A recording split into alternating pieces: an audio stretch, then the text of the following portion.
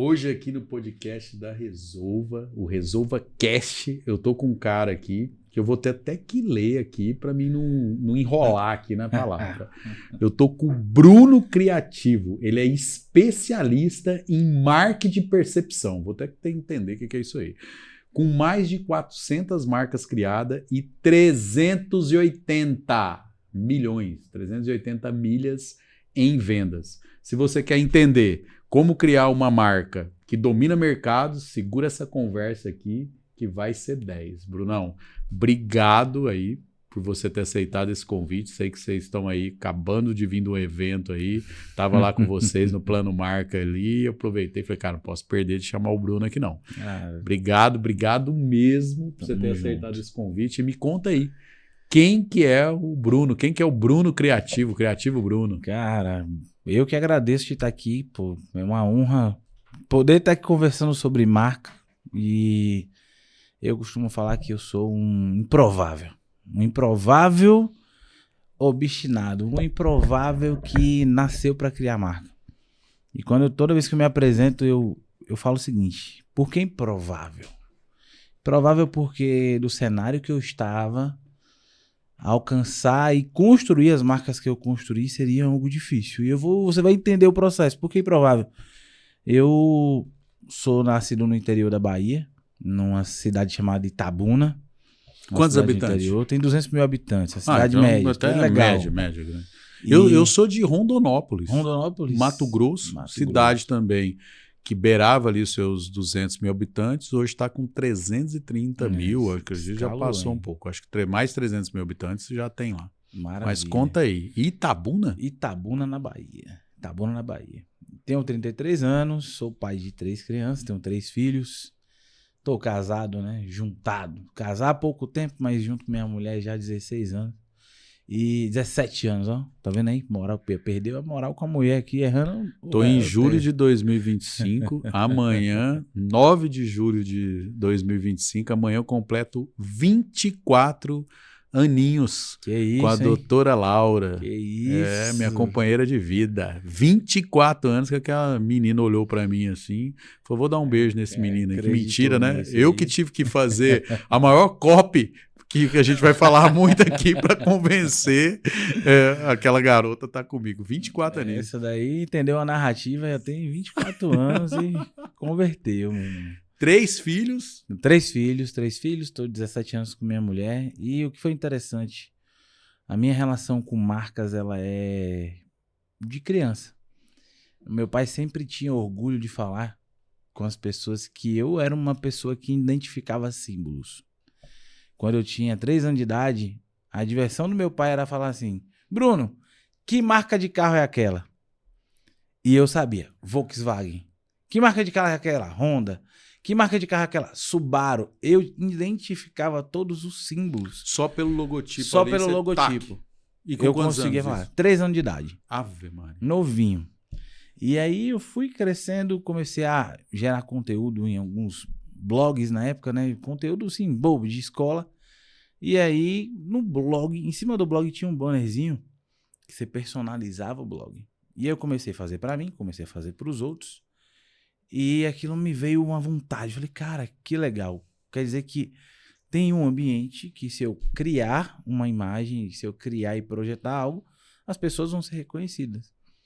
Ô Bruno, você tá falando aqui de banner. A gente tá falando do quê? Disso aí, de uns 15 anos? 20 anos? 15 anos atrás. 15 anos atrás. Até mais. Uns 20 anos atrás. O que acontece? Antigamente, eu acho que é isso, você me corrige se eu estou errado. Antigamente tinha os sites, não tinha. Ainda tem o UOL, por exemplo. Aí tinha o UOL lá. Então aí você fazia aquele banner chamativo, que a pessoa vai clicar ali. Então você começou a fazer o seu e já começou a fazer para outras pessoas. Isso eu tinha 14 anos. Já era muito novo, né? E aí aprendi a mexer no software, na curiosidade, mas isso virou um desejo. E aí um dia... E já ganhava uma graninha? Ganhava uma graninha pouca, R$30, coisinha pouca assim para fazer de um pro outro. Mas esse blog da época, ele tinha premiações, ele tinha assim, selos do blog mais popular, blog mais estético, blog do cara mais bonito, da menina mais bonita. E eu comecei a ver que os banners que eu fazia os caras ganhar os prêmios nacional.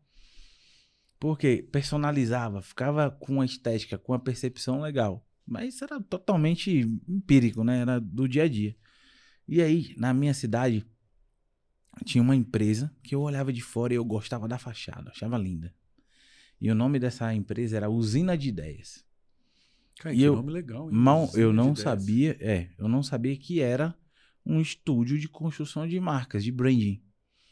E aí um dia, fala minha mãe, aquilo é bonito, tinha uns acrílicos coloridos, tinha uma imagem assim artística e tal. Isso lá em Itabuna. Isso lá em Itabuna. E aí eu falei com minha mãe, falei, mãe, e com 16 anos, eu falei, minha mãe, consegue um estágio para mim ali? Sabia nada direito, só minha experiência era o bannerzinho pro blog que eu sabia fazer. Minha mãe, eu trabalhei, eu conheço o dono e tal. Bateu na porta, pediu um estágio para mim. E eu recebi esse estágio remunerado R$250. E aí que vem a história do improvável. Porque eu comecei na trincheira. Já era um estúdio que vendia marcas por R$10.000 naquela época. No interior da Bahia. Hoje ia ser uns 100 pau. Uns 100 pau, mas no interior da Bahia. Então, quando você olha para o cenário e o ambiente, eu estava num lugar de aprendizado absurdo, né? Ali construiu-se grandes projetos, a gente foi muito relevante ali na região, tudo mais, até que passaram 2 anos e eu estava nessa empresa. Comecei do zero. Eu organizava o CD de backup, sabe? CDzinho que organizava o arquivo antigamente. Sei. Eu ficava procurando arquivo pro dono e naquela curiosidade fui aprendendo, me destacando até que eu virei o diretor de design e criação daquela empresa. Pô, entrou de estagiário. Entrei estagiário chegou a com 18 anos eu fiquei diretor. Só que, cara, o improvável eu nunca fui estudioso. Eu nunca fui um cara acadêmico, eu nunca tive esse lado técnico, né? De, vou para a escola e seguir um caminho tradicional. Mas mais autodidata. Autodidata 100%. Então, você só não era um estudioso de escola. De escola. Mas, nunca fui o prendado. Mas aprendeu tudo. Um Adobe, foi lá, olhou como é que era o sistema. Tudo, eu já sabia. Tudo Nessa época que eu já tinha sabia trabalhar, por exemplo, no Illustrator, que é um software que eu uso até hoje. Eu sabia fazer... eu não sei hoje ainda se usa muito ainda aquele CorelDRAW. CorelDRAW, usei muito. Hoje não usa tanto, mas eu usei muito, muito. bastante CorelDRAW. Cara, eu cheguei a fazer, tipo, panfleto de gráfico offset básica, eu sempre fui muito curioso, Nessa eu gostava bastante disso aí. E aí, o que foi interessante? Quando eu fiz 18 anos, eu já estava em destaque nessa empresa, eu já era uma pessoa que já recebia um valor melhor, mas eu estava conciliando 3 coisas. O último ano do ensino médio, o tiro de guerra, né, que era o exército que eu estava no serviço, e a agência. Chegou no meio do meu serviço de tiro de guerra, o dono da agência falou assim, cara, você não tá conseguindo conciliar. Eu acordava 5 da manhã, ia pro TG, saía 6h30, tomava um banho, 8 tava na agência, passava o dia inteiro, 7 horas, ia pra escola, minha jornada acabava 11 da noite. Vamos lá, peraí. O tiro de guerra começava 5 horas da manhã? 5h30 da manhã. Você saía de casa, então o quê? 5 horas, que é tudo pertinho. Aí você, cidade pequena, aí você ia pra lá, ficava quantas horas lá? Ficava 2h30 lá. Que tinha que servir. Tinha que servir. Tá, então eu ficava ganhava um salário também ganhava lá. Nada. Era 18, tinha que serviço obrigatório. Serviço obrigatório. Aí você fazia as 2h30, isso. Aí ia direto pro trabalho. E do trabalho ia pra escola, terminar o ensino médio, chegava à noite. Então, chegou um momento que meu foco tava disperso. E aí eu tomei uma decisão, Eu tomei uma decisão de quê? De pedir saída no tiro de guerra. Então, cheguei lá pro sargento, maior vergonha, pô. Falei, cara, pede pra sair. Eu fui literalmente esse cara. Pede pra sair. 01. Não, eu era 05. Era exatamente o mesmo número do Tropa de Elite, era meu número. Bruno, 05, pede pra sair. Saiu. Pronto, beleza. Pedi pra sair. E era gordinho naquela época? Já tava engordando. Tava começando. Depois nós vamos falar, dessa parte sua. E aí, cara, pedi pra sair. Foi uma decisão difícil e saí da escola também. Sabe, João? Eu não estudo direito. Vou dar o all-in. Deu all-in e larguei a escola. Cara, durante muitos anos achei que era um vagabundo. Tipo, não terminou o ensino médio, não foi o tiro de guerra até o final. A família era o próprio improvável, todo né? mundo A família inteirinha da família falou assim, não, vagabundo. Minha mãe professora, minha avó professora, meu avô advogado, advogado previdenciário. Tipo, uma situação a Laura, minha esposa, é advogada previdenciária. de previdência, meu avô. E aí, cara... Esse durante menino muitos devia anos- fazer medicina, devia fazer meu pai advocacia. queria que eu fosse representante comercial, porque ele desenvolveu marcas também. Meu pai é muito legal essa história. Desenvolveu marcas, mas colocando marca de produto físico no varejo. Eu tenho Cara, esse track legal. record também. Mas eu pensei que era uma decisão ruim, né? E Durante quando muito você tempo. chega em casa, por exemplo, tá lá seu pai, sua mãe, você chega, mãe, vou tiro de guerra, até que tudo bem, né? Agora, e parar de estudar? Como é que foi isso? Cara, foi Um uma baque. decisão meio... Meteu o louco mesmo. Tipo, eu não tava muito nem aí pra nada, porque Mas e o pai e a mãe? eu Você já tinha tava ainda, decidido. você morava na casa do seu Eu pai e morava sua com a mãe? minha mãe. Ah. Meus pais são separados. Uhum. Eu morava na casa da minha mãe. Durante o início, minha mãe sempre insistiu: não, faz um supletivo, vou fazer não sei o que, termina os estudos, sabe? Mas eu Você, não, mãe, tô não trabalhando, não liguei vai dar, pra isso, não. fui trabalhar, toquei a vida. E aí eu sempre pensei que tinha sido uma decisão ruim, mas foi a melhor decisão que eu tomei na minha vida. Foi uma decisão de clareza, de focar na minha zona de genialidade, onde eu sou genial, onde eu trabalho com foco, onde eu consigo fazer de uma maneira que parece fácil. E eu me coloquei numa trincheira muito difícil logo no início da jornada. Então, por exemplo, a gente atendia grandes contas na região e chegou um momento que aquela agência não fez mais sentido, eu queria um desafio maior. E aí eu fui para outra empresa, depois para outra agência, até que eu fiquei diretor de criação de uma empresa, que era uma agência que ela era um hub criativo no interior da Bahia, de uma grande agência que era da capital de Salvador, que era a Engenho Novo. Então, a Engenho Novo, que tinha grandes contas, principalmente na época das grandes construtoras, tipo Odebrecht, OAS, Queiroz Galvão e tudo mais, a Engenho Novo atendia, só que a minha cidade, Itabuna, ela é um polo de criatividade no Brasil. Porque a gente criou um grupo, na minha época, entre alguns amigos, que virou um grupo muito forte, onde muitas pessoas queriam ser designer, redator, copy, E hoje social ainda? media. Hoje ainda é um Ainda é um polo? polo muito forte de criatividade lá, porque criou uma cultura de que o jovem podia trabalhar em agência.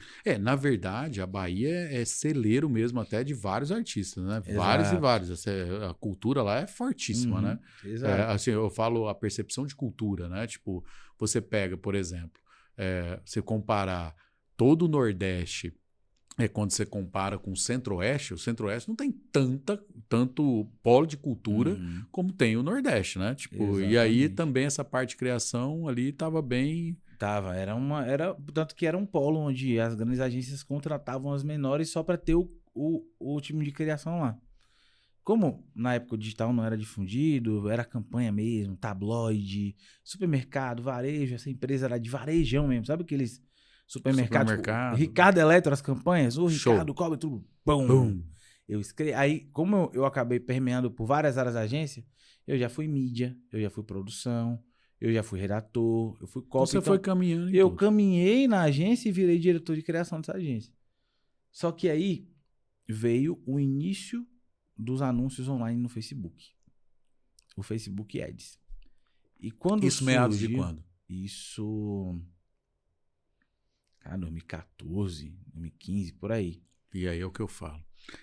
Aqui nesse podcast senta várias pessoas.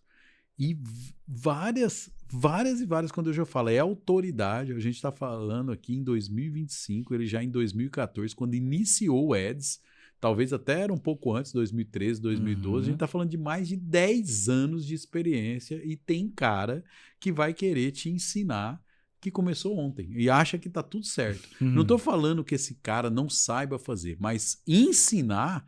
Ter autoridade, você precisa ter uma bagagem aí de décadas. Exatamente, tá aí. exatamente. E aí começou os anúncios online. Aí começou o ads do movimento dos Facebook. anúncios online. E aí, na época, eu não empreendi ainda. O dono da agência que eu trabalhava pegou uma grande conta, que era uma conta de uma marca de esmaltes. E aí, a estratégia dessa marca era fazer algo de amplitude nacional. Só que a verba era pequena para amplitude nacional. Era uma verba de 150 mil na época. Quando ele chegou com essa verba, eu falei assim, cara, se eu conseguir pegar 10% dessa verba, 15 mil reais, e testar no Facebook, eu tenho certeza que vai bombar. Cheguei pro dono da Pô, agência. 15 mil reais, 10 Naquela anos época. atrás no Facebook, você fazia um estrago grande. Uhum, fazia um estrago. Hum. Aí eu cheguei pro dono da agência e falei com ele. Falei, cara, tem esse novo formato de mídia aqui, que antes era televisão, rádio, jornal, revista. Era esse o formato de mídia. E aí eu falei, cara, esse formato de mídia aqui, através de anúncios no digital, vai dar condição da gente fazer uma amplitude nacional com baixa verba. Foi aí que eu tomei meu primeiro choque de realidade. O dono da agência falou assim, Brunão, não. Eu falei, cara, por que não? Se o cliente quer algo nacional, com a mídia de televisão, não tenho verba para fazer isso. Eu tô pegando 10% do orçamento dele Eu para tô pedindo testar. para você transferir parte do orçamento. Isso não faz sentido por quê? Aí ele me respondeu com um dos maiores baldes de água fria que eu tomei na minha vida. Foi assim, Brunão, a televisão me dá 20% de comissão. Antes de você falar, eu pensei exatamente isso. Ele vai falar do famoso, até esqueci, BV. BV. Bônus de veiculação. Exato. Que é obrigado as TVs pagarem, né? Pagarem. Faz parte do jogo da publicidade. Mas não é obrigado a agência pegar e distribuidor ferrar da com o verba. cliente. Exatamente. E aí, quando eu falei isso, ele falou, cara, quem paga o seu salário é a televisão. É lá, eu 150 mil, 30 mil no bolso da agência. 30 mil assim, livre. Para não ter condição de resultado, diluir a verba do cliente em pouco tempo. Se colocar lá esmalte, colocar no caldeirão do Hulk lá, o que for, e mesmo que não vai fazer investiu mais, contratou aquela banda Babado Novo, a gente fez uma edição Babado Novo, fez uma campanha bem legal, né? Uhum. E aí, cara, sabe que não ia dar bom, né? Não foi uma campanha assertiva para a expectativa do cliente. Mas a minha expectativa foi por água abaixo. E aí, eu pedi demissão da empresa. Outra win. Pedi demissão da empresa. E aí, exatamente nessa época. Agora eu lembrei a época. Foi 2015. 2015 a época. Meu filho nasceu, né? Tipo, meu primeiro filho e tal. Aí, cara, eu...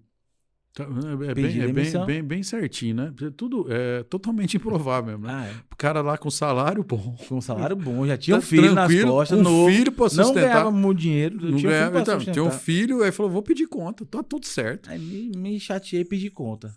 Pedi conta e peguei R$3.000 de indenização. Falei, vou montar minha agência. E ele chegou a te demitir ou não? Porque quando você pede conta, o que você sai? A gente conseguiu fazer um acordo porque eu tinha um bom relacionamento. Aí né? você falou assim, não, vou te demitir aqui, vamos embora. Deixa esse menino pra lá, depois ele volta a trabalhar comigo. Eu acho que foi essa a expectativa, né? Daí eu peguei R$3.000, um pouquinho mais, um pouquinho menos, não lembro exatamente, o seguro-desemprego, e fui. Aluguei um pontinho, eu lembro até hoje, que eu pagava R$400 no aluguel. Era de frente pra Vila Olímpica da minha cidade, falou, né? Pequeno, primeiro andar assim. Tem 5 meses de seguro-desemprego pra gastar aqui, o negócio dá certo. A placa que eu consegui botar na fachada era do tamanho desse livro aqui. Eu tenho foto até hoje. Se quiser colocar na edição depois, eu mando a foto da plaquinha. Só que eu já tinha uma excelência no trabalho, né? Eu falei, cara, eu vou fazer o que eu acredito. E aí, esse ano foi um ano de virada de chave. Porque eu tinha filho, eu já estava bem com... E sua mulher trabalhava? Com alguns freelancers. Não, minha mulher sempre... Não, filho pequeno? Desde o primeiro filho, minha mulher não trabalha mais, né? Não foi trabalhar mais. Ela trabalhava no Chili Beans, na loja. Aí depois ela não trabalhou mais. Ela tá hoje na Alcateia, cuidando. É a empresa que hoje trabalha junto com você. É o meu estúdio de criação. Mas naquela época lá nada. Falou, não, isso, então a renda era sua mesmo. Era e no risco. Minha, bora pra cima. Empresariana ainda. Exato. E aí eu já tinha passado por um momento de um all-in meio traumático, né? Que a gente se juntou, meu filho nasceu, se juntou, a gente morou alguns meses no aluguel barato, mas eu falei, cara, eu preciso juntar dinheiro. Eu fui morar na Minha Casa Minha Vida. Um apartamento Minha Casa Minha Vida, esse do governo. Baratinho, mas trabalhando. Trabalhando até que eu consegui sair e aluguei a melhor casa da rua da mãe dela, que eu queria morar naquela casa. E foi nesse tempo que eu dei all-in no trabalho. Cara, montei um escritóriozinho pequeno. E aí eu acabei tendo uma oportunidade do seguinte. Eu me conectei a 4 mercados diferentes ao mesmo tempo. Eu fiz política, campanha política. Eu fiz posicionamento para empresa de marketing de rede, de marketing multinível. Qual? Cara, vários. Herbalife, esse pessoal todo. Rinode, Eu não sei se você líderes, sabe. os grandes líderes de mercado. Sei que você tem um cliente, né, que é um grande líder também. Cleverson da Aleph. Exato. Tá aqui, vai sentar aqui no podcast com a gente. O Cleverson, cara, é hoje o cara. Ele tá vindo agora num novo movimento Brabo, aí, hein? num outro marketing de rede Uhum.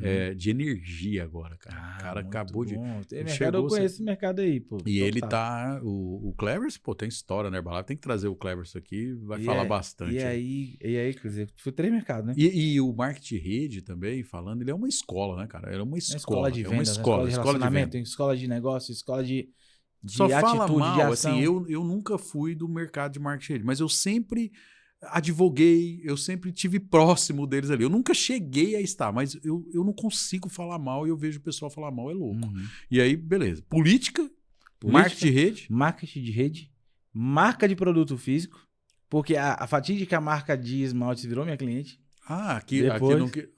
tanto que show de hoje bola. ela é a quarta maior marca de esmalte do Brasil. E eu e meu pai se juntou. Meu pai é especialista em varejo, eu em branding. E ela é a quarta maior marca do Brasil hoje, do interior da Bahia. Caramba. Loucura. Ela está em ponto de vendas quase em toda a cidade do Brasil. Então, marca de produto físico, marketing de rede, política e marketing digital. Dropshipping. Acabou que Cara, Bruno, me quanto tempo eu encontraram... te conheço, eu nem imaginava que você também se avizinhou aí pelo Não, me dropshipping. avisei pelo drop, porque nessa época... Mas o drop com chip, né? Com shipping, com shipping. Até eu conheci muita gente desse mercado que era drop sem shipping, né? Drop de... Fazer um corte aqui pra vocês entenderem. Existe o drop shipping, que é a palavra drop, né? E shipping, que é entrega. E aí tem uma galera aí que só pratica o drop, esquece do chip e não entrega o produto, que é a turma do Black aí. E aí é direto, ó, cadeia, polícia em cima desse Aí, povo o que aconteceu, Cleiton? Eu saí da empresa que eu trabalhava com um sonho. Eu falei, eu quero trabalhar com marcas, com branding. Na época, branding era mato. Ninguém falava de branding. Na verdade, eu era um estranho em fazer esse modelo de negócio. E aí eu peguei a minha habilidade que eu tinha tido nessa empresa de branding e falei, cara, eu preciso aplicar branding nesses mercados, entender o quanto o branding aumenta a performance. Que aí, desde aquela época, eu entendi o seguinte, eu não vou atender uma farmácia e um supermercado de rua. Por quê? Ele não depende do meu trabalho para fazer dinheiro. Eu não consigo mostrar uma transformação tangível através da minha entrega. Agora, no marketing digital, um anúncio precisa ter CTR. É uma métrica... É precificado. É uma métrica tangível. Uma marca de esmalte, ela precisa expandir a sua percepção. O político tem que ganhar. O político tem que ganhar a eleição. Se ele não ganhar, acabou. Ou senão, você tem que fazer uma difícil. campanha boa para o próximo ano. O multinível é totalmente branding, porque é uma venda de sonho. Teve empresas que nasceram comigo, sentado aqui assim, ó. Brunão, vamos fazer o PDF. Eu criava a copy da apresentação e não existia nada na empresa. A empresa fomentava depois a venda de uma crença.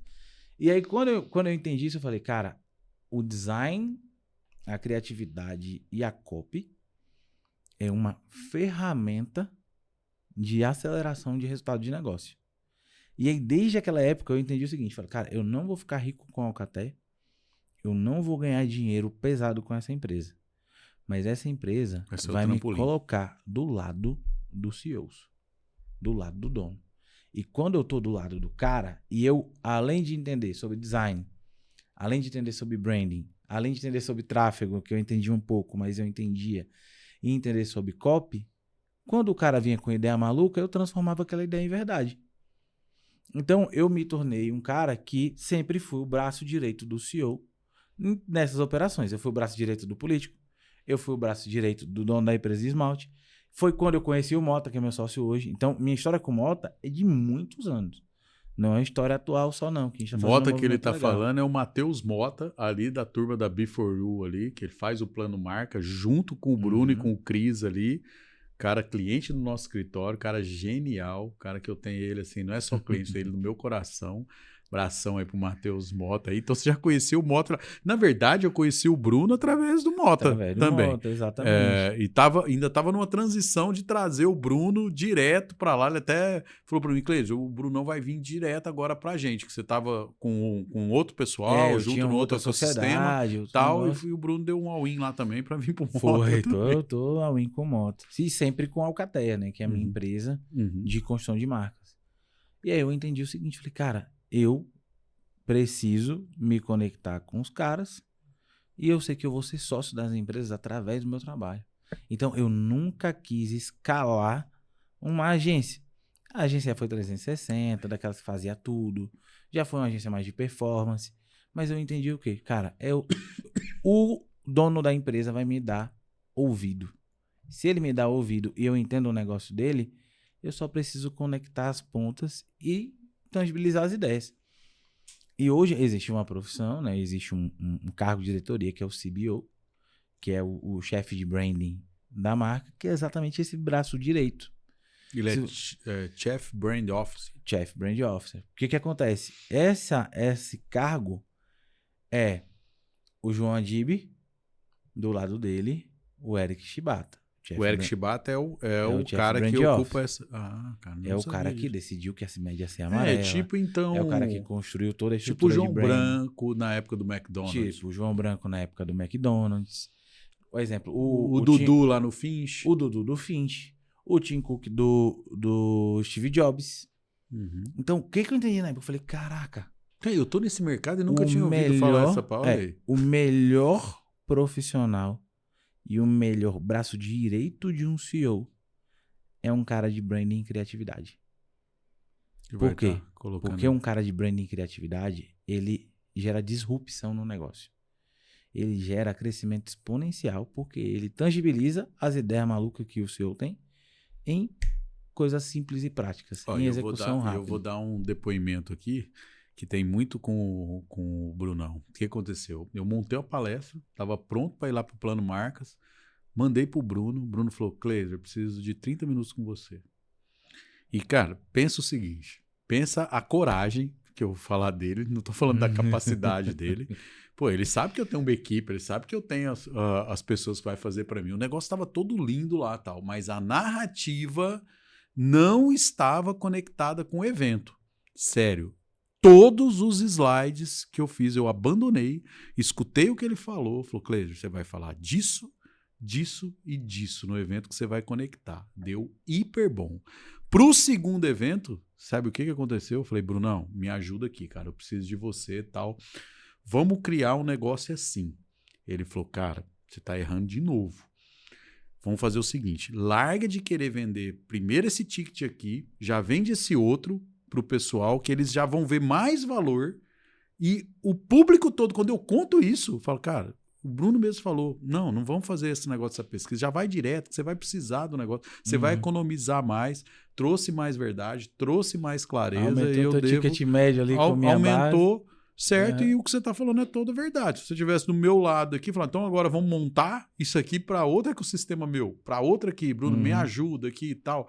E o papel mesmo de qualquer empresário é ter gente boa do lado. E eu lembro exatamente quando o Mota falou de você. Ele falou com a boca cheia, falou, Cleiser, eu tô trazendo uma pessoa pro meu lado que é um cara que entende muito de marcas. E parabéns, meu, você entende muito mesmo, viu? Pô, é muito... cara, eu fico honrado porque quem vive e respira a marca no Brasil é você. Então, isso é muito, muito legal. E aí, cara, eu entendi que todo CEO precisa de uma pessoa criativa do lado. E hoje você está, então, lá com a Alcateia. A Alcateia é o quê? Que é? A pessoa escuta e fala assim, a Alcateia é uma agência de que a Alcateia cria hoje? Ela é um estúdio de marketing de percepção. Isso. A gente até falou no começo isso. Agora eu quero saber. Me explica o que é marketing de percepção. Percepção, beleza. Marketing de percepção, ele nasceu com uma tese onde, como as pessoas percebem o seu negócio, interfere totalmente na velocidade da compra e na quantidade de dinheiro que ela está disposta a te pagar. Quando você aplica marketing de percepção na sua empresa, você constrói uma estrutura intencional de como as pessoas te percebem. Então, para a pessoa perceber o seu negócio, ou perceber você como pessoa, você tem que construir 2 ativos simples. Você tem que construir a sua mensagem e a sua imagem. E essas 2 coisas elas têm que estar coerentes. Vou te dar um exemplo. Quando você constrói uma história, uma narrativa para vender algo, você não vende somente de forma lógica, você vende de forma emocional. Então, toda marca, toda empresa, ela tem que ter uma história para contar. Quando essa história é muito bem definida, ela se transforma em uma narrativa, e essa narrativa ela só precisa ser repetida diversas vezes em diversos ambientes para que você forme um conceito sobre você. Que vai ser a percepção. Que vai ser a sua percepção de narrativa. Só que você precisa adequar ela à sua imagem. Tem gente que acha que design é só fazer uma coisa bonita. É só fazer um copo bonito, é só fazer um logo bonito. É escolher qualquer cor, só vai. Só que o design, a percepção, a imagem é uma tradução visual da narrativa. Para você facilitar o entendimento das pessoas com o que você defende como narrativa do seu negócio. E lá, o Cleiser, vamos lá, vamos analisar seu logo aí? É muito bom. Cleiser, número 1 em marcas. Cara, quer construir sua marca? Quer defender sua marca? Cleiser, número 1 em marca. No K, tem 1. Sim. Eu gero uma percepção inconsciente de que é realmente o número 1. E como que é engraçado isso? Meu irmão criou, né? Como que é engraçado isso? Muitas vezes a pessoa olha, ela não tem a percepção que você tem de início. Ué, tem um número 1 ali, ó. E é o mesmo número 1 que cai lá embaixo, ó. Exatamente. Então, assim, é claro que isso aí tem um olhar mais técnico, mas também, ao mesmo tempo, pro leigo, quando a gente fala, o cara fala, pô, verdade. Exato. Tá Só que sim. o leigo ele tem que entender que sua marca não é o seu logo. Tem que estar junto Sua com... marca é o significado que a pessoa tem quando ela te olha, quando ela conhece a empresa, quando ela vê o seu negócio. Aí eu estou escrevendo um livro, inclusive, que é uma tese. Aí a gente vai brisar aqui porque a minha vida é pensar e se entrar no flow vai ser legal que a galera vai entender. Eu criei uma tese chamada A Grande Miragem. O que é isso? Toda marca precisa construir uma história que faz a pessoa acreditar que o sonho que ela tem vai estar mais próximo de se realizar quando ela compra um produto. E a miragem também, muitas vezes, a pessoa não entende, né? Tipo assim, pensa, vai ser, eu vou enganar. Não é isso. Quando você tá num deserto, e aí o que aparece para você? Aparece uma miragem, que vai ter água lá, porque é o desejo que você quer que tenha água. Você quer Você e tá sua ali, mente quer sair do deserto. Eu quero água, eu quero sair do deserto. Então a miragem, muitas vezes, é um norte para a pessoa também. Porque se a pessoa não acreditar que naquele caminho que ela tá trilhando ali, ela vai achar água, ela... Não, assim, as pessoas têm medo dessa palavra, né? Tipo, eu não vou fazer brand porque brand é enganar. Brand é enganar quando tá na mão da pessoa errada. Quando é feito para enganar. Os malfeitores, os picaretas, os piramideiros, eles usam branding de maneira magistral para te enganar. Por quê? Ele usa um princípio de manipulação da mente do ser humano. O famoso alugou um carro lá. Famoso alugou um carro. O famoso criou o Happy Nation, beleza. Só que se você tem um negócio, você acredita que você entrega resultado, que você faz algo real. Você tem que disponibilizar. Cara, você é um canalha se você não fizer tudo o que for preciso para vender para aquele cliente. Se você acredita nisso, você fala, cara, isso que eu criei transforma a vida das empresas. Eu sou um canalha se eu não usar todos os recursos possíveis e imagináveis para fazer aquele cliente entender que eu tenho a melhor solução. E aí eu criei o framework, a forma mais simples de explicar e ensinar branding que existe no mercado hoje. Se liga só, é muito legal. Todo mundo fala que marketing é o famoso levar as pessoas do ponto A para o ponto B. Beleza? Sim, ou seja, aí já é macete. Eu pego o problema e entrego a solução. Faz aí do registro de marca. Registro de marca. O simples. Problema. Criei uma empresa, construí uma marca, mas essa marca não é minha. Solução, Cleiser faz todo o teu processo e te dá segurança no teu registro de marca. Beleza? Pronto. Só que as pessoas esquecem que essa aqui é a relação de negócio. Mas não tem nenhuma relação emocional nisso. E nem estancamento de dor. A Porque relação... o que acontece muito também, você está aí na trincheira junto comigo há muito tempo, muitas vezes o cara prefere gastar na embalagem do produto, contrata um marketing para poder fazer todo o brand, faz tudo quanto é coisa lá. Já gastou, tipo, ali uns 40 mil.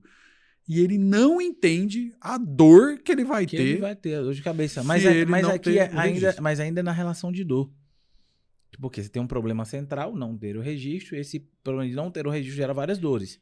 Insegurança, perder a marca, ser algo de tomar um processo, várias dores. Mas aqui é uma relação comercial. Ponto A, ponto B. Mas poucas pessoas esquecem do ponto C. O ponto C é o grande lance do branding, que é o sonho. Por exemplo, você só é empresário de verdade e só vai ter uma marca de valor e vai construir equity na sua empresa se aquela marca for sua. Se ela não for. Então, quando você se torna dono da sua marca, você tem mais chance de construir equity. De vender. E aí isso você vende no sonho, você não vende na solução. Na solução ele te compara. E não é um sonho irreal. Vamos pensar um dono de franquia. Se você... Ó, o que eu vou te falar aqui, Bruno, as pessoas muitas vezes não acreditam. Mas chega dono de empresa de franquia, e você sabe que eu tô nesse ecossistema, que ele acha que ele tem a marca registrada. Ele acha. Quando a gente vai olhar, registrou errado, registrou na gaveta errada, lá que a gente fala na gaveta, na classe errada. Tá tudo errado, ou se não fez um registrozinho simples pra caramba que não dá proteção para ele. Exato. Então o que você tá me falando é o seguinte: lógico, se eu chegar para se a minha comunicação for do sentido, não essa comunicação que os caras querem dar susto nos outros, nem nada, falou, ó, presta atenção, para você conseguir mais franqueados, para você ter uma segurança no seu negócio, para você poder vender sua empresa, amanhã ou depois vai vir uma due diligence igual o meu escritório, vai olhar, se você não tiver com a documentação ok, acabou, você não tem. Perdeu o jogo, você perdeu anos da sua vida por não fazer um registro de marca. Ou ainda vai dar um prejuízo para todos os franqueados aí, que vai ter que todo mundo dá trocar merda a para todo mundo. Ou você vai ter que investir. Esse é o ponto C. Ou o seu custo disso vai ser milhões para você poder recuperar isso. Então, quando você coloca o ponto C na variável, você comunica no sonho. Quando é do ponto A para o ponto B, é tangível. O cérebro tem 3 regiões. A região tangível é o neocórtex, que é lógica. Na região lógica, eu preciso... Falei, cara, custo-benefício. Se eu vendo só custo-benefício, o que eu acabo? Guerra de preço. Ou eu fico com a commodity e você mais um escritório de marcas. Esse é o ponto. Aí beleza, eu posso ter feito mais, posso ter mais autoridade, aí eu cobro um pouco mais, mas eu não vou romper a barreira do preço do ponto A para o ponto B. Agora, quando eu jogo no ponto C, eu desconecto da barreira do preço e eu posso cobrar o que eu quiser. Por exemplo, se eu fosse construir uma oferta para o Cleiser de primeiro registro de marca, talvez a minha empresa fosse trabalhar com o primeiro registro de marca a R$10 mil. Por quê? Porque a estrutura de comunicação, de branding, foca no ponto C, e tem clientes mais específicos. E o que você está falando tem é muito real. Por exemplo, se eu quero focar em só atender clientes nível Disney, nível, vamos lá, vamos pegar lá Universal, desse cenário Globo, que tem N marcas, tudo, claro, que a narrativa que eu vou ter, a roupagem que eu vou ter, vai ter que ser outra, mirado nesses clientes, e aí pronto. Mas também eu tenho hoje, por exemplo, N franquias que a gente atende, que o ticket é mais alto, porque eles precisam de mais serviço, e eles sabem que eles não podem brincar de errar. Tanto que até no seu mercado tem cara que chega lá, você não sofre com o cara, você não sofre porque você é estilo eu, você vai falar, não, eu prefiro não atender. Mas que o cara chega para você e fala, não, esse logotipo aí eu consigo, ainda mais agora com esse negócio de IA, né? Mas antes disso o cara vira para você e fala assim, não, isso aí fica R$2 mil para me fazer esse logotipo, sendo que a gente sabe que no mínimo um estudo de marca, tudo certo, parte de 20 mil aí para cima. Né? Não, e eu justamente eu vou responder para ele da seguinte forma, cara, beleza, você infelizmente não está pronto para ser meu cliente. Você não é o perfil ideal de cliente que a gente atende, nem... E o contrário é verdadeiro também. Exato. Não é só você não é o meu cliente, como eu também não sou o cara que vai te atender. Exatamente. Tipo, fica Aí, entendeu o que é branding? É Sim. você levar o cliente do ponto A, do ponto B, mostrando que existe o ponto C. Isso é branding. É você colocar o sonho na história e aumentar a sua percepção de valor. Por isso que eu chamo branding de marketing de percepção. É a minha forma única de falar que eu faço branding. E aí, quando você vê Criativo Bruno, você não esquece de mim. Quando você ouvir marketing de percepção, eu sou a única pessoa desse mercado. Então, eu me diferencio de todos os outros simplesmente por criar a minha categoria dentro do que eu vendo. A minha embalagem, a minha forma de mostrar o que eu faço. Essa é a genialidade de você fazer o marketing de percepção. Mas o segredo não está no ponto A, nem no B, nem no C, porque isso você consegue definir. O segredo está nas pontes. A ponte do ponto A para o ponto B, você precisa criar uma diferenciação clara, que é o quê? Eu vou tirar o cara do problema e levar para a solução. Aqui eu crio o meu produto. Só que você pode vender registro de marca. Se você chamar disso, commodity. Todo É mundo. um processo. Todo mundo imagina ou já tem pré-instalado na cabeça dele que vai cobrar ali X, vai me entregar em tanto tempo e tudo bem. E tem outros que entregam a mesma coisa.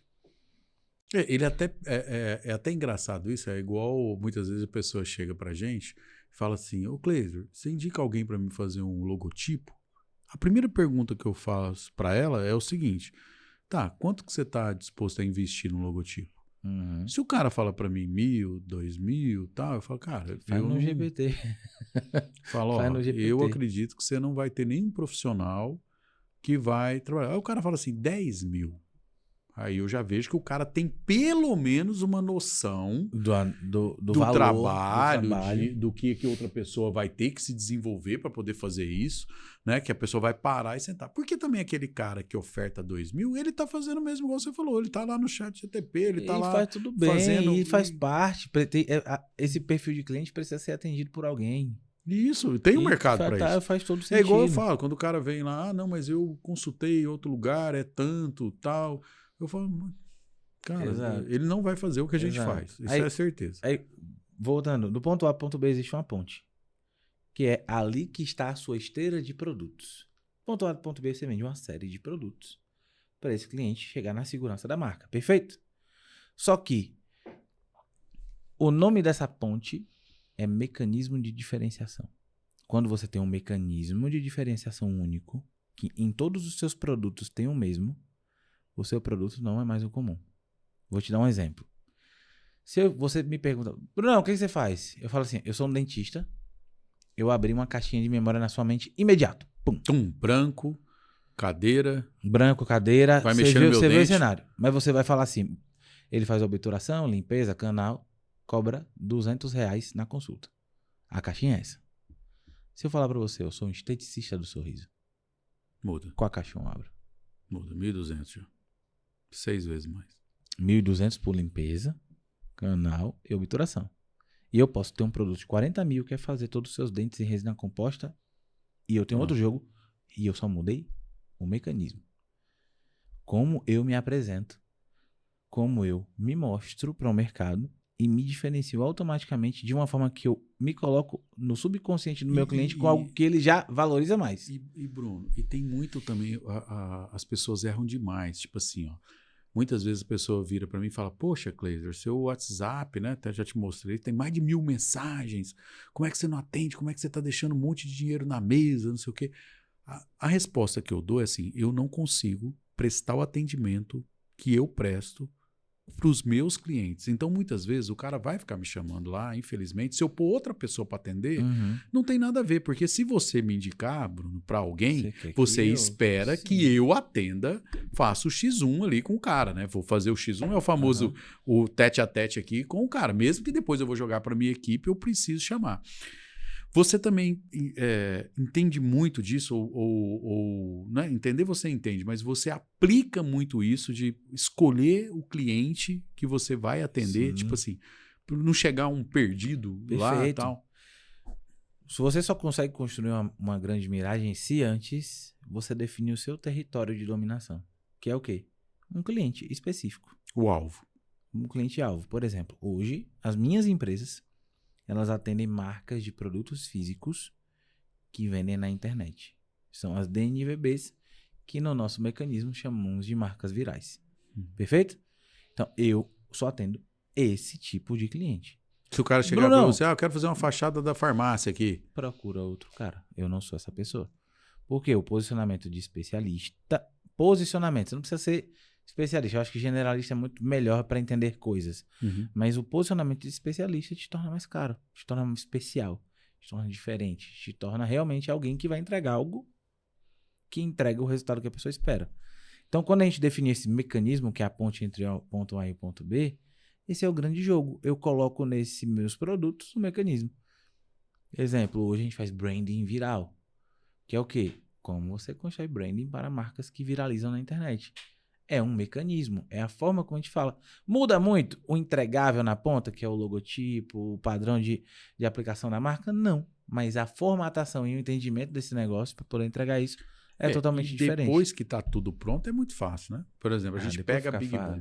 Vamos pensar o sucesso que está. A gente está aqui em julho de 2025 gravando, mas vamos pensar a Big Boom, o que é? Uma creatina rosa. Já não tinha isso. Aí é um mecanismo que você diferenciação, fala, claro. diferente. A outra é branca, normal, coloca lá, não tem nada disso. Essa é rosa.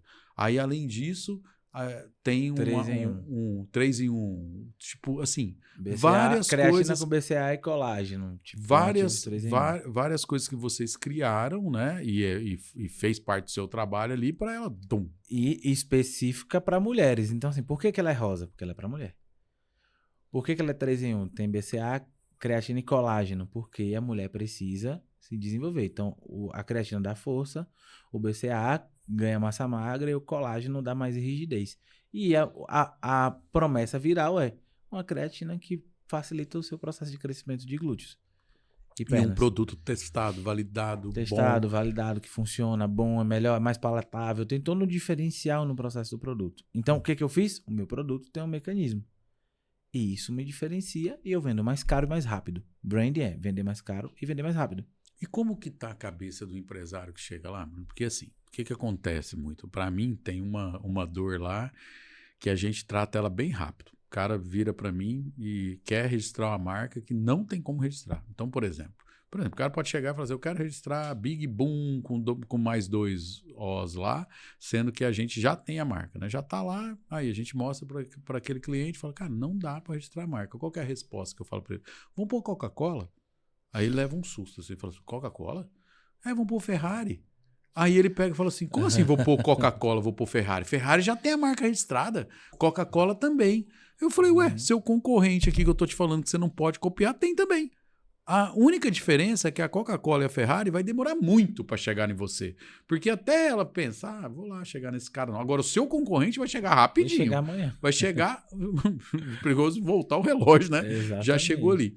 Como que você tira da ideia do cara? O cara chega lá para você e fala assim, não, mas essa ideia minha aqui é muito boa. E você vê que a ideia do cara não vai passar. Como que é esse processo que você tem com ele ali de convencimento? Cara, é simples. O meu ponto é, você não constrói uma marca para você. Você constrói para convencer quem você quer vender. Tem muitas pessoas que botam um gosto pessoal na hora de desenvolver a identidade da sua marca, a identidade do seu produto. Só que, cara, a maioria das vezes, você não é o seu cliente ideal. Então, o cliente que eu atendo, ou ele já tem que ter feito a sua estrutura de posicionamento, ele tem que definir o cliente ideal, a persona, qual é o modelo de negócio. Ele já chega com um briefing. Para eu poder entender isso, ou ele vai ter a minha consultoria para a gente construir isso. Sem isso, não tem por que você criar um logo. Não tem por que você criar uma marca. Porque marca você tem que usar os artifícios para convencer alguém muito específico, para dominar um território. E aí até falo, na Alcateia você vai deixar de ser mais um para se tornar o número 1. Porque o nosso foco é criar uma marca para ser a número 1 do seu micronicho, do seu mercado. E aí, onde que vem a coerência de tudo que a gente fala? Porque às vezes a gente bota lá no papel, né? Especialista em marketing de percepção, fez 400 marcas e não sei o quê, Glazer número 1 em marcas. E você pode falar, o papel aceita tudo. Eu posso falar para você tudo ser mentira. Só que o que convence a sua narrativa de ser uma verdade é a sua imagem. E aí vem o ponto B pro ponto C. Qual é a ponte do ponto B pro ponto C? É o cenário. O cenário que você cria em torno de você projeta a sua imagem na mente do seu cliente. Porque eu acredito que o Cleiser é realmente o advogado número 1 em marcas do Brasil. O cara tá com Fint. O cara tá com Rafa Brito. O cara tá na 300 Franchise. O cara tá não sei aonde. O cara... Matheus Mota. O cara Tamo tá com o lá Matheus com Mota. vocês. O cara tá com o Bruno. Tá com o Bruno Criativo. O cara, quando ele posta suas férias, ele viaja internacional. O cara, quando fala que tá indo de uma reunião para outra, ele mostra o volante da Ele BMW. tem um podcast. Ele tem um podcast. Então, você cria um cenário na mente do cliente. Ele assim, tem um escritório, ele tem gente que trabalha Tem com gente ele. no Porque escritório. muitas vezes a pessoa... Eu tô falando que a pessoa não pode ter a coisa sozinha dela, que é até um outro assunto que a gente vai Aham. entrar daqui a pouco. Mas, poxa, o Cleiser não é o Cleiser só. Ele tem uma equipe por trás dele Exato. grande. Eu tenho minha esposa lá, igual você tem a sua lá, que é braço direito, ela que tá ali, ela que tá lá no operacional junto comigo. Além disso, pô, a gente tem mais de 50 funcionários hoje Perfeito. que tá ali na empresa, tudo CLT, tudo certinho. É uma empresa, não é? Uhum. Senão também esses outros nomes todos Não, que você bagunça. citou não ia chegar ali e depositar alta confiança. Exato. E fora que a gente tem uma história muito grande no agro também, né? Então, o agro é O agro no fio do fio bigode até hoje. Se irmão. você Bateu, queimou com apertou um, a mão. queimou com o outro. A primeira marca que tem de carnes, a gente registrou, que foi o Frigomarca, uma das marcas mais antigas, não é a primeira, né? Mas uma das marcas mais antigas que tem. A primeira do meu escritório, né? Que, Aham. pô, ela dita de 97. Caramba. Então, eu tinha 20 anos de idade quando isso começou tudo, não foi Exato. ontem. Então, é transformar, juntar tudo isso, Bruno, e comunicar melhor. Exato. E aí, esse é um cenário. Você precisa projetar um cenário imagético, visual na mente do seu cliente, para ele acreditar que a sua história é verdade. Por isso que a gente fala, não adianta você ficar dentro da sua caixinha, não mostrar para que sua empresa veio e não cuidar do seu cenário, da sua percepção, porque se ela não for coerente, o cara vai pensar que a merda do seu carro é alugado. É porque, o cara aparece lá, só não tá chegando, não é de manhã, não é nada A sua narrativa desse lado aqui, ela não é coerente com a sua imagem. Então tem muita gente que projeta uma imagem do que não é e gera desconfiança. E tem muita gente que projeta uma narrativa muito forte, mas a imagem é fraca. não conecta. Então quando você constrói a narrativa, que é esse mecanismo de diferenciação, e constrói um cenário, e esse processo é muito bem feito, é só você repetir. E aí você vai vender mais fácil e mais caro. E vai trazer o cliente certo para você também. Trazendo o cliente certo. Porque você vai contar a história certa. Cara, se você não definir o cliente ideal, por exemplo, definir que eu vou vender creatina para mulheres. Eu tenho que ter as cores, as fontes, o estilo da minha marca, a percepção da minha embalagem, as fotos do meu produto, o meu site, a minha estrutura visual, os meus posts no Instagram, as pessoas que são influenciadores conectadas com a minha marca, coerente com o que aquela mulher quer ser. Então tem que ser menina bonita, tem que ser menina jovem, tem que ser menina que malha, tem que ter uma cor coerente, tem que parecer hype, tem que ter um sabor gostoso. Não adianta ter mimimi. Porque eu olho pra Porque isso. o mercado é assim. Muitas vezes a pessoa fala assim, mas aí a pessoa tem que contratar só. Não adianta. Tem coisa que você não adianta entrar e ir em polêmica que você não vai. Então muitas vezes você vai ver como que... Você vai ver numa academia, vai lá mostrar lá alguma coisa numa academia, você não vai ver. Infelizmente, você não vai ver a gente, os gordinhos lá, não. Agora eu tô. Agora pô, você tô tá todo mais dia, pô. bonitão agora. Vamos lá. Deixa eu te perguntar uma outra coisa que é uma curiosidade minha mesmo e acredito que é da nossa audiência aí, que a gente fala muito de gestão também. Você, a todo tempo, e eu também falei aqui, eu não sou Cleiser, só eu tenho uma equipe por trás. Sim. Mas assim, Bruno, o cara chega para você, como que é o processo seu ali dentro para você poder escalar, porque você não consegue atender todo mundo, não é só você que faz lá, tal. Como que hoje você gere isso e como que você conseguiu muito legal. trazer isso aí? Muito legal você perguntar isso, que isso é coisa que eu não falo para ninguém, viu? Segredo só aqui do podcast do Cleiser. Você vai ser beneficiado fazer isso. O meu modelo, né, de negócio no estúdio de criação foi o seguinte. Geralmente você contrata um cara bom, 2 caras bons, 3 caras bons e aquele cara faz um projeto inteiro. Não é? Pega do Uhum. início ao fim. Pega Uhum. desde a concepção da ideia até a entrega final. Só que um dia assistindo um filme que é sobre a história do McDonald's, Fome de Poder, tem uma cena muito específica que é quando ele vai para a quadra de tênis e desenha os processos do restaurante para o hambúrguer sair mais rápido. E eu desenhei os processos de um estúdio de branding para os projetos saírem perfeitos. Hoje a gente tem uma taxa de aprovação de mais de 98%. Por quê? Porque a refação em um negócio como o meu é o maior prejuízo. Então, eu precisei ser muito assertivo. E aí, o que eu fiz? Eu comecei a entender como eu criava. E decupei, né? Quebrei os processos em fases. Então, quando um cliente chega na empresa, qual é o primeiro passo? Entender o negócio. Fazer o processo de briefing e Mas entendimento. antes dele chegar, por exemplo, No meu processo de marketing, no caso. marketing, não, o cara chegou, levantou a mão, eu quero comprar. Quem que atende ele? Tá. Para ele comprar, quem que chega? É você que é o comercial? Então, Você tem um comercial? Hoje, como o meu canal de aquisição é a minha mentoria, meu principal canal, eu atendo porque são pessoas que eu ainda dou um suporte muito próximo, mas é a minha única parte. Então, eu tenho os processos, né? Mando um vídeo e uma proposta, ele analisa e faz uma call de onboarding com o time. Então, o primeiro processo é o fechamento. Então, o fechamento é sempre bem rápido, bem direto. Com a equipe, não é com você o fechamento. Fechamento. Eu faço fechamento ainda. Alguns? Ainda faço alguns fechamentos. Os principais, né? Uhum. São principalmente aquelas que vêm de uma indicação mais relevante, mas como eu falei, a Alcateia não é feita para escalar. Então, eu faço projetos vitrine. Os projetos são para realmente serem as vitrines para eu ser sócio. Então, por exemplo, se eu quiser negócio. hoje, eu estou com a ideia de criar um produto, aí eu vou lá, Criativo Bruno, acesso lá seu Instagram, falo, Bruno, eu estou querendo criar um Exato. produto aqui para mim. Aí cai no seu funil. Você cai no meu funil, cai no site, você vai ver o meu portfólio, lá embaixo tem uma aplicação. Quando você responder, chega para o meu time aborda você, entende o seu modelo, entende qual é a melhor proposta, faz a proposta. Pronto, É aí assim fechou. que funciona. Aí... Fechou, vai pro meu processo. Cara, o cara quando fechou, eu preciso entender.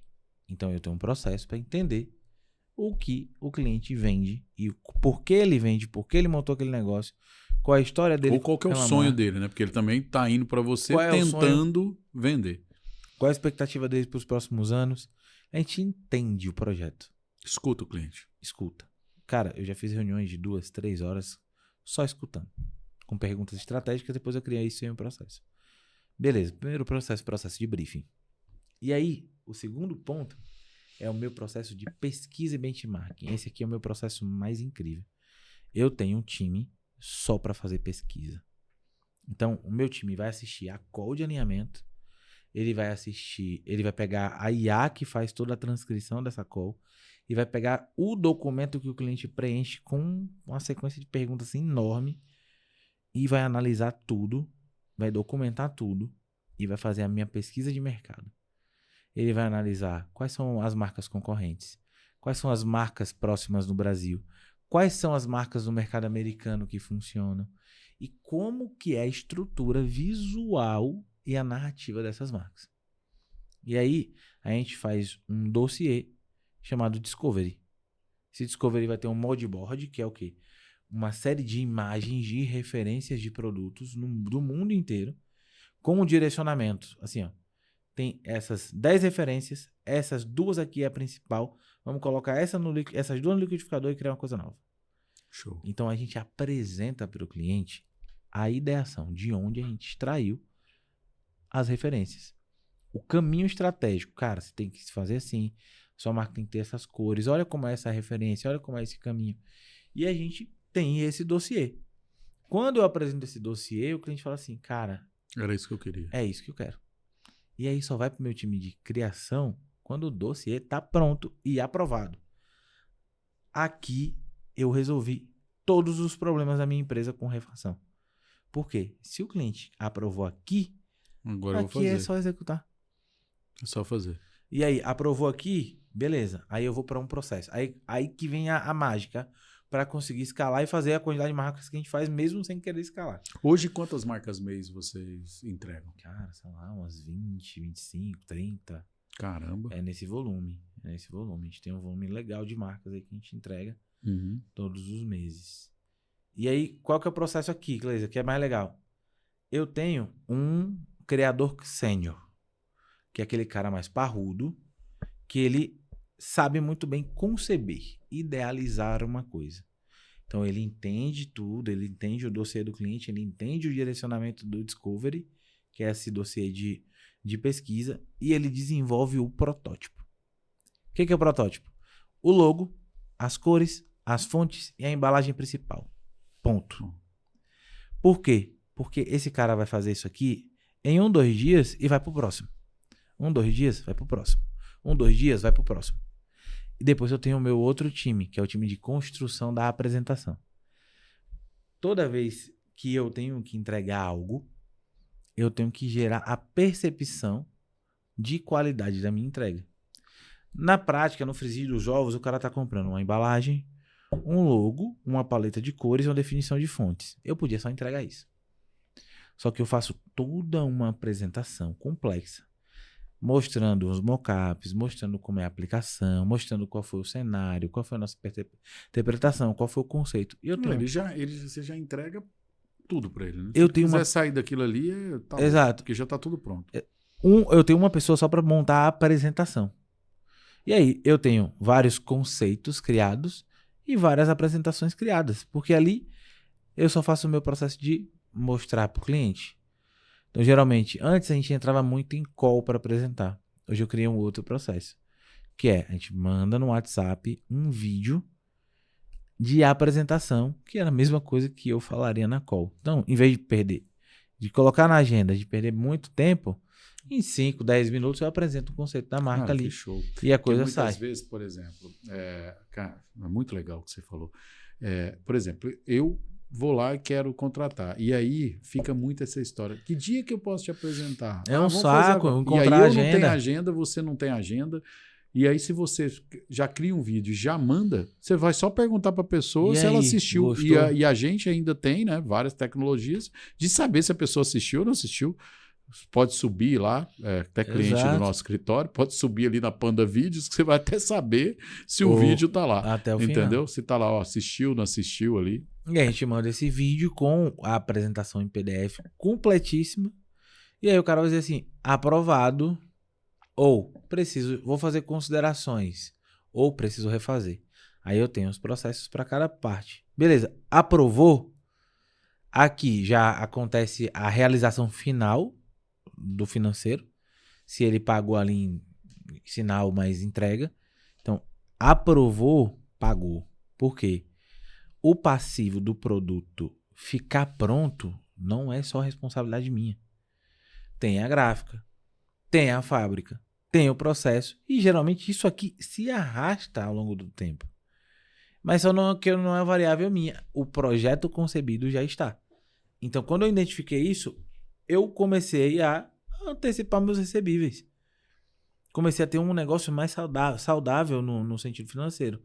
Porque não ficava ali, um projeto eu recebia em 15, outro recebia em 40, outro recebia... Não, todos pagam na aprovação. E hoje o projeto chegou para você, qual que é o deadline dele? Quando você entrega? Chegou 21 hoje? dias. 21 dias é o deadline. Por quê? Porque o nosso processo ele não é uma criação. É uma tradução visual. Então, para eu traduzir algo, eu tenho que entender algo, pesquisar esse mercado, entender esse mercado e traduzir. Tem gente que vai entregar o logo para você do dia para a noite. Mas o meu processo não é esse. O meu processo é entender o que você vende. Falar assim, essa é a melhor forma de você vender isso. De você criar uma percepção disso. Então, é um processo realmente estratégico. Por isso a gente cobra mais caro, por isso é mais trabalhoso, por isso realmente a gente entrega algo, mas também não é demorado. Porque se você for no estúdio comum, eles vão te passar 60 dias de prazo, 90 dias de prazo. Sim. Mas eu estou no digital, eu preciso ser dinâmico e estratégico ao mesmo tempo. Chegou ali, eu entrego um dossiê, que é um brand cloud, que é todos os arquivos para o cara, acompanha a produção gráfica e finalizou o projeto. Então, tem esse processo de deadline. Depois, eu tenho outra empresa, outras marcas, que fazem a venda dos upsells. Eu não condenso tudo em uma empresa só. Uhum. Então, minha empresa de site é outra empresa especialista. Minha empresa de construção audiovisual é outra empresa especialista. Então... Minha empresa de social media é outra empresa especialista. Então, por exemplo, o cara criou primeiro o brand com você, ele vai precisar fazer o site para hospedar lá o produto. Exato. Aí vocês também, mas é aí outro... eu tenho outra empresa, que aí eu já tenho um sócio, que ele é toque operacional, e eu dirijo o cliente para ele. Vai lá. Porque dentro do nosso negócio, quanto mais especialistas você tem conectados, mais você tem assertividade no sucesso da sua marca. Então, por isso que eu destrinchei. A Alcatel, ela concebe marcas em produtos físicos e faz isso. Pronto, ela está bem organizada, o processo bem organizado, o atendimento bem organizado, por isso que eu consigo atender uma demanda maior. E eu consigo ter tempo para ser mentor, para poder ser sócio de outras empresas. E eu me conecto e enriqueço por esse lado. A Alcatel é um meio de networking, é um networking lucrativo, vou dizer assim. Eu estou do lado do CEO, eu estou do lado da empresa, a gente concebe a ideia da marca, a gente faz o rebranding ali na Alcatel, mas o meu relacionamento se estende em outras áreas até ser sócio, até fazer negócio junto, até fazer collab e conectar as pontas. Bruno, toda marca ela pode ser viral ou não? Ou tem marca que você vê que ela não consegue ser viral? Não. Quando que você pensa assim, essa marca aqui ela não dá para ser viral? Não dá para ser viral. Toda marca viral ela precisa ter um diferencial muito claro. Você deu uma diferenciação disruptiva, precisa ser diferente. Por exemplo, uma marca de creatina. Se eu pegar uma creatina em pó comum, ela não vai ser viral. Porque é uma commodity. Commodity ela vende na briga por preço ou na briga da qualidade. A marca viral ela joga o jogo na narrativa. E aí, por que é uma marca viral? Porque ela usa o poder de influenciar uma comunidade específica. Hoje viraliza no TikTok? Viraliza, mas amanhã uma marca viral ela vai viralizar em outra rede. Ou ela pode viralizar no grupo de corrida, ou ela pode viralizar no estúdio de jiu-jitsu. Sei lá. Mas eu preciso ter um cliente específico, um posicionamento específico e um produto viral, que é um produto diferenciado, que as pessoas compram, mas para pertencer a algo maior, não para comprar um ativo. Por exemplo, uma água comum. É uma água que mata sua sede. Ela pode estar num copo ou estar num vaso de plástico. Aí veio a era do branding pensando que era o premium. Que é o quê? A água que vem na embalagem de vidro. Bonitona, água. Maravilhosa. Ou uma embalagem que o cara vai 40 comprar reais e o cara vai tomar uma vez e vai encher com a água da normal. E aí, teve uma frase que eu ouvi uma vez de um parceiro de negócio hoje sócio, que é o John Freitas, que ele falou numa palestra assim, ó, não adianta vender caro para vender pouco. Então, se o seu negócio só vende caro, tem uma coisa errada. Tem que ser muito caro, né? Igual a Ferrari. Tem que ser muito tipo caro. Assim, mas nem tem pra entregar. Mas quem disse que a Ferrari vende pouco? Não vende. A não Ferrari vende vende muito, ela não vende muito, carro, vende né? caro. E vende caro. E muita gente pensa que a Ferrari vende carro, né? Carro, A Ferrari não vende carro, vende camiseta. Vende todo um ecossistema. Então, assim, não vende pouco. Mas não adianta vender caro para vender pouco. Tanto que a onda do high ticket, que eu participei por um tempo, ela tá esmorecendo e ela vai acabar logo em breve. Porque o cliente não é burro. O cliente não é idiota de pagar mais para você entregar um produto. Não, e eu vejo muito isso, cara. Tipo assim, direto chega no meu escritório, o cara manda o contrato de mentorias aí, caríssimas, high ticket. Aí eu pergunto, quais são os entregáveis? O que ele entregou? Não, ele não entregou. Ele tem prova que entregou, não fez nada. Então, assim, isso é até um outro assunto pra gente entrar depois. Mas, Bruno, outra coisa que eu queria saber, muito mesmo, até quando começamos aqui a falar, o que você afinou desse jeito? Como é que foi? Pô, quanto você saiu de quantos quilos veio pra cá? Que tá achando que vai falar só de marca aqui, não vai falar de saúde também. O que aconteceu pra você dar essa virada aí? Cara, quanto você tava e como é que você tá hoje? Foi uma coisa seguinte, eu passei por um processo de engordar muito grande porque um desequilíbrio de vida mesmo. Eu tava trabalhando muito. E compensava na comida. E o meu processo de emagrecimento, ele começou no meu processo de desenvolvimento pessoal. Quando eu comecei a trabalhar a minha mente. Quando eu comecei a ser atendido toda semana pela minha psicoterapeuta, quando eu comecei a fazer processo de coach, comecei a entender várias coisas. Eu fiz constelação familiar, fiz várias coisas. Pra quê? Você tava com quantos quilos? Cara, Você chegou no ápice é até uma de história interessante. No dia que eu fui me pesar, eu subi na balança e quando passou de 130 eu saí. Ela tava crescendo. Ela começou a crescer, você pulou. Deu 133, eu saí. Falei, não quero mais ver isso aqui. Não Pô, quero acabou. nem ver. Então a tava minha... batendo uns 140 ali, você acha? Cara, acho que ia bater uns 135, por aí. Que ela já tava ficando mais devagarzinho. Você olhou ali, você falou assim, peraí, deixa eu falei, pular não, dela. peraí, não dá não. Porque eu tava mal, né? Tava tipo assim, na verdade desleixado nisso. E aí, cara, eu entendi que, principalmente, eu ouvi uma frase aqui, pô, bariátrica é um processo físico para um problema psicológico.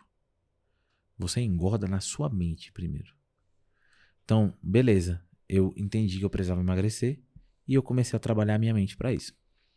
Você fez uma narrativa para você mesmo. Para mim mesmo. Não, narrativa total. Você vai ver que até tem um lançamento que eu fiz para mim mesmo, que foi um desafio de 90 dias. E aí o que aconteceu? Eu tinha um momento de disrupção, né, que eu decidi sair da Bahia e ir para Brasília. Brasília, pô, eu tenho praticamente só mota de amigo, então eu falei, cara, eu vou mudar meu relacionamento, vou mudar meu estilo de vida, eu vou mudar tudo. Minha mudança vai ser um choque emocional. E você veio com família, veio com tudo. Eu vim com tudo. Eu sempre achava que eu era medroso, mas eu sou um cara cheio de all-in na minha vida. E aí, fui com tudo pra Brasília. Eu lembro certinho quando você falou pra mim, tô indo, Cleiser, pra Brasília. Eu lembro certinho quando a gente conversou, você falou, tô indo pra Brasília. Eu falei, o homem é decidido mesmo. No exato dia, fui. E eu falei, nesse exato dia eu começo a emagrecer. Eu já tinha virado a chave na minha mente e eu precisava criar um tempo. E esse tempo aconteceu quando eu cheguei em Brasília, eu criei uma rotina pra mim que era o casulo. Eu postava no meu stories, até no segundo casulo, 90 dias de foco. Só que eu só postava lá o casulo 0 de 90, 2 de 90, 5 de 90, 45 de 90. Mas na real não tinha nada a ver com emagrecimento. Tinha a ver em eu ter um compromisso em olhar para o que eu tinha me comprometido. É um compromisso com compromisso, era só isso. Então tinha dias que o casulo tava, pô, tô no escritório até 4 horas da manhã. Tinha dia que o casulo tava, eu tô 6 horas da manhã na academia. Só que isso virou eu consegui construir uma rotina. E aí, nesse meio tempo, o processo de emagrecer ele é difícil e hoje existem recursos que facilitam isso. O Monjaro é um deles, eu tomei Monjaro. Só que eu tomei Monjaro de uma forma consciente. E qual é a minha consciência? Eu até fiz eu sou o cara que eu crio narrativa pra mim mesmo, pra me convencer. Então, assim, cara, se eu estiver na rua, for assaltado e eu tiver que sair correndo, o cabra do outro lado de lá, eu vi que ele tá armado. Mas quando eu olho pra pontinha da arma, é aquela pontinha laranja, uma arma de mentira. Só que o cara viu que eu vi que é de mentira, a gente vai sair na mão. Cara, se eu tiver uma arma, eu vou jogar a arma e você só o macho e falar assim, vem no braço? Não, eu tenho um recurso de me defender daquela situação traumática, daquela situação difícil. Eu vou pegar a arma e vou dar 9 tiros no cara e vou me defender. Eu estou me defendendo. Uhum. Então, o meu uso do Monjaro foi o quê? Cara, eu tenho um recurso que vai acelerar o meu tempo, que vai me colocar no foco, que vai ajudar o meu corpo a entender melhor a minha relação com a comida. Por que eu não vou usar? Eu vou ser o super-homem de querer sentir e fazer o desafio de qualquer jeito? Uhum. Não. Só que eu aliei Monjaro, fiz o processo com personal trainer, fiz o processo de seguir a dieta direitinho, só que isso com compromisso. E então, quantos dias? Como é que foi sua... Cara, em 90 dias eu já tinha perdido 23 quilos. Pode lançar um curso. 90 dias. E o que foi legal que eu postando o casulo, cara, a galera começou a fazer no Instagram, o efeito do movimento, de você criar branding mesmo, criar um movimento, as pessoas começam a repetir, se sentir pertencentes. Não, eu tava vendo os amigos fazendo casulo no Stories, eles nem sabiam que diacho tava fazendo, pô. Não, tô no casulo também. Falei, cara, você nem sabe o que é o casulo. E eu falei, cara, o casulo é pra eu poder entrar num estado de foco, no estado de atenção, no estado de olhar pra mim e focar pra poder resolver um problema. E aí eu entendi que agora os meus planejamentos, e até eu ouvi isso no cara da NVIDIA, né? Que é uma empresa mais valiosa do mundo, tava falando que o planejamento estratégico da NVIDIA de acordo com a aceleração do mundo e o mundo na IA hoje, não são mais planejamentos de 1 ano, são planejamentos de 90 dias. Eu falei, caraca, se uma empresa multibilionária faz um planejamento estratégico em 90 dias, por que eu vou querer fazer um planejamento estratégico de 1 ano para minha vida pessoal? Esquece, fiz 90 dias. Beleza, fiz 90 dias, depois eu vou analisar isso, vou fazer mais 90. E comecei a fazer ciclos de 90. Agora eu tô em mais um ciclo de 90, tô no 3º dia. Tipo, eu vou sair daqui e vou treinar. Só que é foco direcional. E aí eu entendi outra coisa. Falando aqui, ó, 9h30 da noite. E a gente vai falando vai coisa. Sair e eu vou treinar hoje, pô. Vou treinar. E outra coisa que até pra fechar aqui, e você, que foi uma coisa que virou minha chave, acho que vai virar chave de muita gente. Existe uma frase que ela é certa, mas ela engana todo mundo. A frase é: sonhar grande e sonhar pequeno dá o mesmo trabalho. Dá nada. Cara, sonhar grande e sonhar pequeno dá o mesmo trabalho. Você pode sonhar, você pode almejar, você tem que ser ambicioso e querer um resultado grande mesmo. Só que pensar grande e pensar pequeno não dá o mesmo trabalho. Nunca. Então, quando eu entendi o poder do próximo passo, que eu só precisava pensar em dar o próximo passo, eu parei de devanear, pô. Eu devaneava muito, porque eu sempre tinha ideias megalomaníacas, coisas muito grandes. Hoje, eu pego, por exemplo, um cara visionário como o Mota. Mota é visionário, ele olha 5, 10 anos na frente. Não, e olha lá, olha para um futuro grande mesmo para poder. Exato. Só que eu hoje sou o cara que coloco esse empresário por mais que eu seja o criativo da história, eu sou o cara que coloca o cara no próximo passo. Eu falo assim, beleza, cara, qual é o nosso planejamento? O que você quer de meta? Eu quero atingir tantos milhões de resultado. Beleza, como é que a gente vai atingir o primeiro 100 mil? É isso que é o planejamento. Tô chorando, quais são essa luz tá forte aqui pra caramba. Pode diminuir a luz aí que tô fortíssimo. Quais são as ideias que eu preciso ter para poder chegar nesse pequeno resultado? E aí, isso me fez emagrecer. Isso me fez organizar financeiramente. Isso me fez mudar. Isso me fez dar all-in. Ou isso me fez ter 3 filhos. E quando eu entendi o poder disso, eu vi que antes eu fazia isso de forma não intencional. Agora você tá fazendo Agora, no meu emagrecimento foi totalmente intencional. Então, os resultados que a gente tem tido depois do emagrecimento, que eu também coloquei na minha cabeça, eu falei, se eu emagrecer, eu faço qualquer coisa. Qualquer coisa. Né? É uma briga comigo mesmo. Então, se eu emagrecer, eu faço qualquer coisa. Então, cara, microgerenciamentos, microações, microdecisões, é o que leva você para o grande resultado. Brunão, cara, a gente podia ficar aqui porque essa conversa horas e horas e horas. Prazerzaço, cara, ter te recebido aqui. Prazer mesmo. Espero muito a gente gravar de novo, que eu sempre falo assim, todo mundo que assiste o nosso podcast pensa assim, caramba, tem mais conteúdo, ainda tem mais conteúdo. Você ainda falou pouco. E vamos gravar mais. Obrigado de coração, Brunão. Obrigado você tá aqui, tá pelo bom? Convite. Tem alguma coisa que você queria falar aí que a gente não falou? Cara, não, na verdade esse ponto do poder do próximo passo, acho que isso é importante para sua mentalidade. Né? Show. É isso aí. Parabéns Tamo por junto, tudo, hein? irmão. Obrigado. Abração. Tchau.